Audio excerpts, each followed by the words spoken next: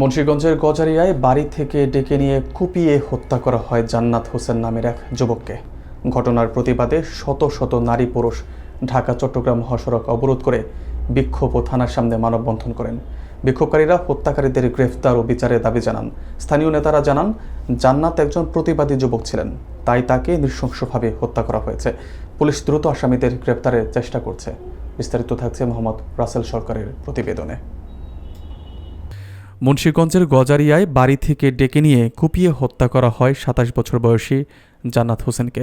এই নৃশংস ঘটনার প্রতিবাদে বৃহস্পতিবার সকালে নয়ানগর গ্রামের শত শত নারী পুরুষ উপজেলার ভবেরচর বাসস্ট্যান্ড এলাকায় ঢাকা চট্টগ্রাম মহাসড়ক অবরোধ করে বিক্ষোভ দেখান। মহাসড়কে দীর্ঘ যানজট সৃষ্টি হয়। পরে পুলিশ ও স্থানীয় কর্মকর্তাদের অনুরোধে বিক্ষোভকারীরা মহাসড়ক ছাড়ে এবং থানার নতুন গেটের সামনে মানববন্ধন করেন। স্থানীয় ইউপি সদস্য মামুন রারি জানান, জান্নাত একজন প্রতিবাদী যুবক ছিলেন, তাকে বাড়ি থেকে ডেকে এনে নৃশংসভাবে হত্যা করা হয়েছে।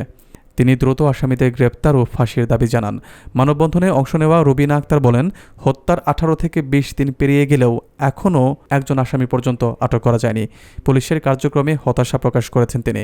নিহত জান্নাতের মা জাহানারা বেগম জানান, তার ছেলে ঘুমিয়ে থাকা অবস্থায় ডেকে এনে তার চোখের সামনে হত্যা করা হয়েছে এবং তিনি বিচার পাবার আশায় রয়েছেন।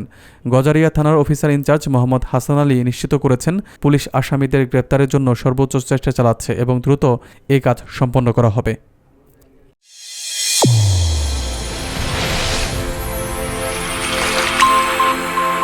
চ্যানেল A1 হৃদয়ের স্পন্দন।